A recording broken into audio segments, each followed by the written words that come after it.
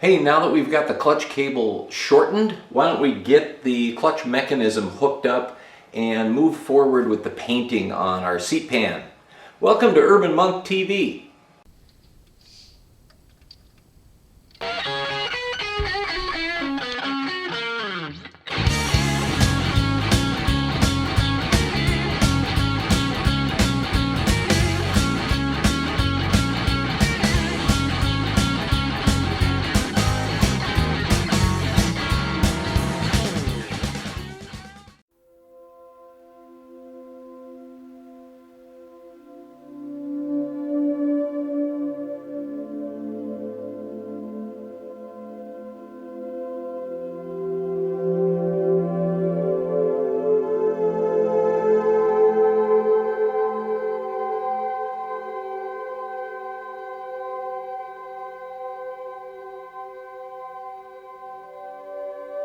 So I've had this cover laying around the garage for a long time, as I have all the other parts of the bike, as they've been strewn around, and it's nice to get these little pieces put back together on the bike.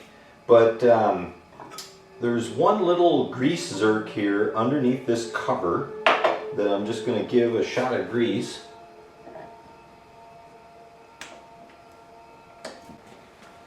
So as I pump the grease into that zerk, it starts to come out behind here, and this is kind of the screw mechanism for this guy, and he just moves that way. Every time you pull the clutch lever, you're moving this device this way. It's essentially a screw, pretty aggressive screw. And then you've got the push rod on the crankcase that runs through the crankcase to the clutch on the other side. This is that push rod right here, and it just runs all the way through the crankcase. And if I push hard enough on that, I could, open my clutch. But it's more than I'm going to be able to do with my thumb. So the pressures on this thing are pretty significant. That's probably enough if it's leaking out of there. And I would think we're going to want a good amount of grease in there. And then there's only 3 screws holding this on. For whatever reason, I did not purchase the stainless socket cap, Allen cap bolts for this. So I'll just use the regular screws. These are JIS, so I'm using my JIS screwdriver.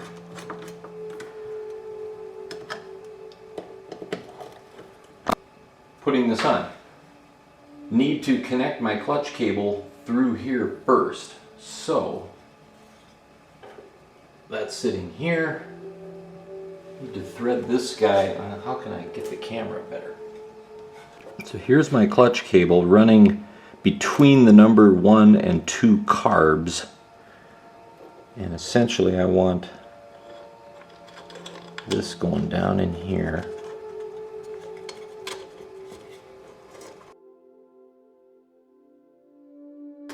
Now I'm going to go all the way in with it so that I can adjust out as needed. But I may just set that there because I need a 10mm wrench. That's probably good. Then on the back side,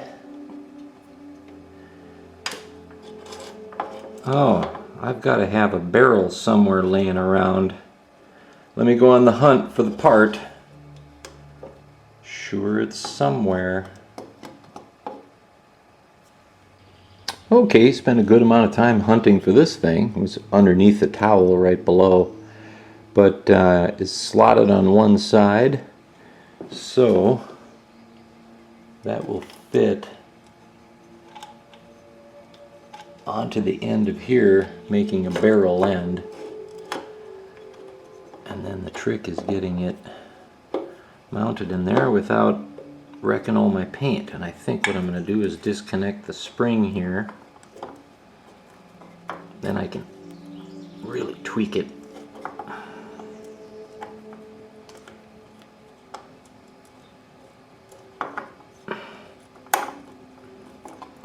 There we go.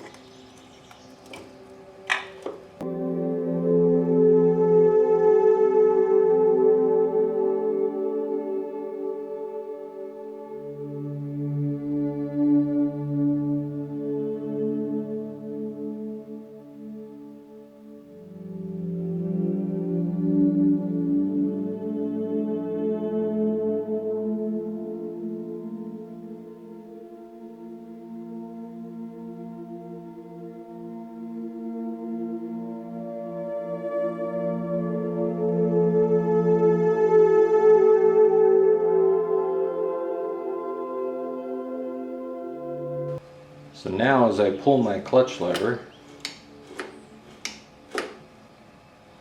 this guy turns, and when it turns it pulls out from, it pushes out toward you here, if that makes sense, and it pushes that push rod.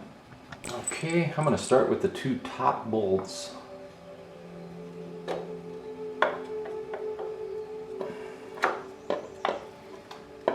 Is a trick to getting this in there, and I forget what it is. I think it's that. Yeah, so this end in first. Then we got to line up our gear shift shaft, and I have to assume that if everything else is in alignment, that our push rod lands where it's supposed to. There. So now I've got my gear shift coming through, and I'm going to put these two 80mm bolts in the top, but let me see. Those seem long to me. I don't know that I'm going to get away with 80mm up here. I may have to cut these down. I know I had a plan here, but maybe I somewhere along the line robbed screws that I intended for there, because these are too long. And I think they're going to bottom out in the crankcase before they're tight. Yeah. So I've bottomed out and I've still got 10mm to go. So these are not the right bolts. Let's see. I think I'm just going to cut them down to work. So, but do I have any others that are going to work?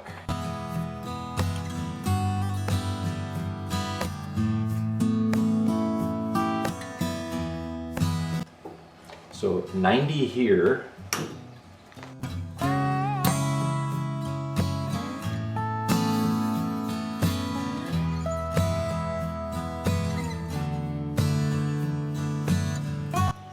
Okay, so it's 90, 90, 90, 80. And then these guys, I'm going to say are 30, 35.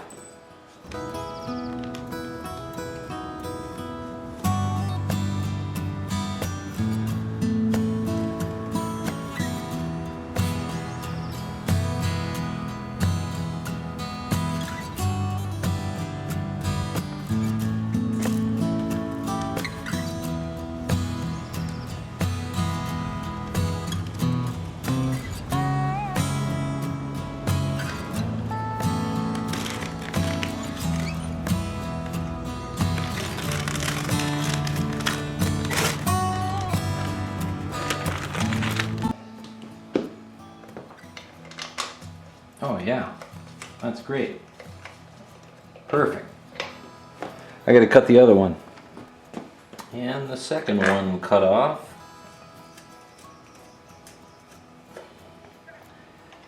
So yeah, 35mm on those two top ones. What did I say on the others?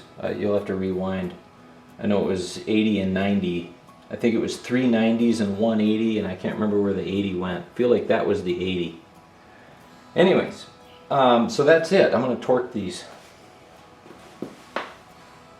which, you know, they have a torque setting. It's not very much for these. Snug. Okay. Let me feel my clutch. Well, clearly I need to adjust. So let me adjust this up. The amount of play I have is pretty much to there. I can just start to feel it grabbing now down below and actually moving the mechanism within. So we need to adjust this out, but first I'm going to start down at the bottom. So it's 10 millimeter, and I'm going to just thread this out. I'm going to go a considerable way. And then once I'm out a bit, just feel, there I'm starting to grab a little sooner.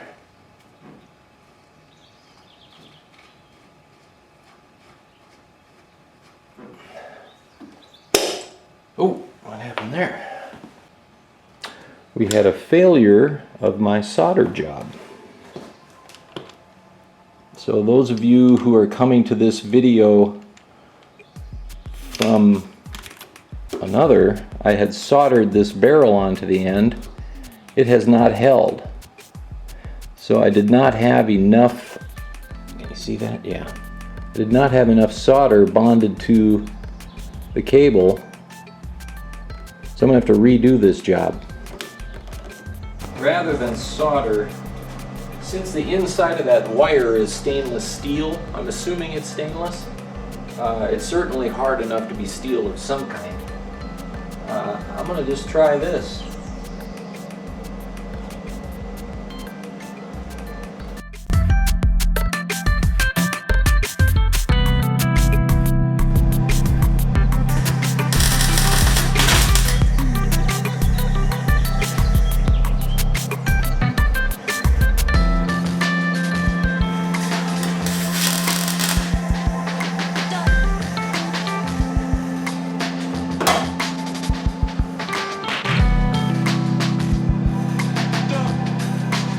Okay, so that's some real heat, and I don't know how that's going to bond to the brass, but it's certainly going to bond to the wire, and the wire, if it has a big old clump of steel on the end of it, you know, I'm thinking it's not going to pull through.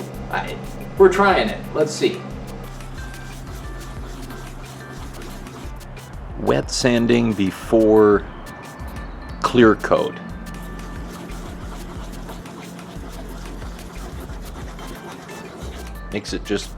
Makes a clear coat lay a little smoother. Not a lot of pressure here.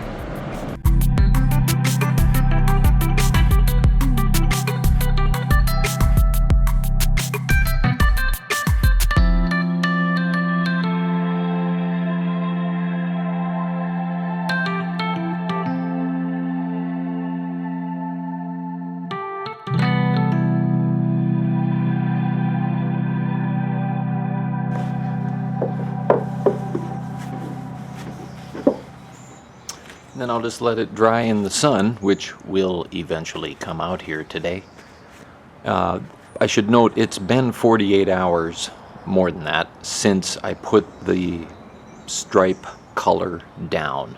So each coat, I've said this before, 48 hours minimum between each of these coats. So 48 hours, now I wet sand, clean it up, and then I will clear coat. Then 48 hours before I wet sand that clear coat.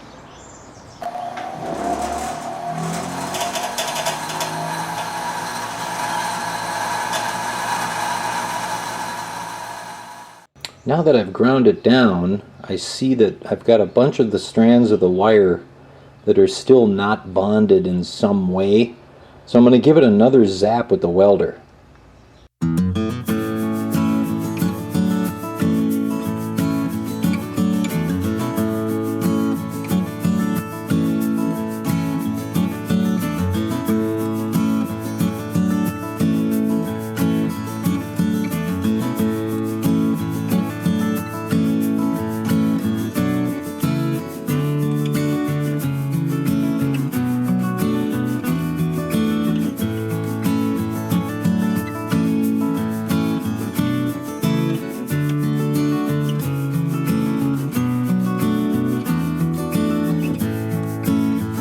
Okay, everything's hooked up again. So the moment of truth, if I'm not pulling, you'll see that cable slip. You know, essentially instead of the cable coming out, you'll see the cable stay exactly where it is as the lever moves away. That's holding.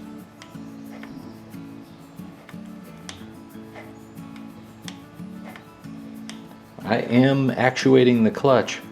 Man, it's amazing how much resistance is there. But it's holding.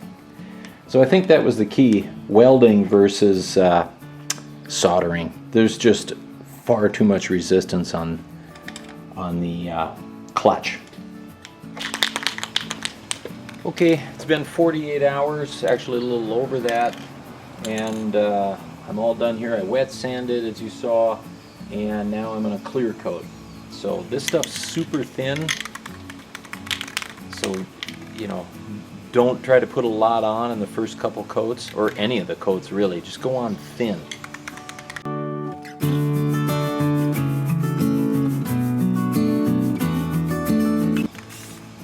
It'll run really easy.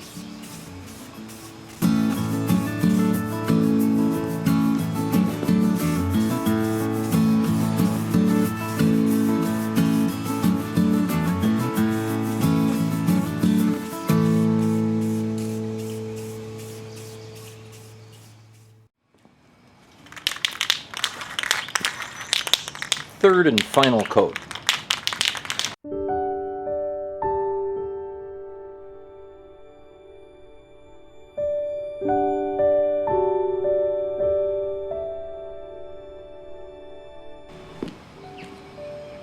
Dry for 48 hours before wet sanding. The last step here, guys, sorry I did this off camera, is to put on your gear shift lever. It just simply slides onto this shaft, and there's a little E-clip. You just press down into the slot here, and you know that holds this whole arm on. And then to adjust where this resides in reference to your toe, you move this guy on the shaft, either further forward or further back, you know, adjust this up or down. So one bolt really involved here, a bolt and an E-clip, that's it. It's really simple. So that's going to be it for this episode, you guys. If you like what I'm doing, please give me the thumbs up and subscribe if you'd like to become a monk. Thanks for watching.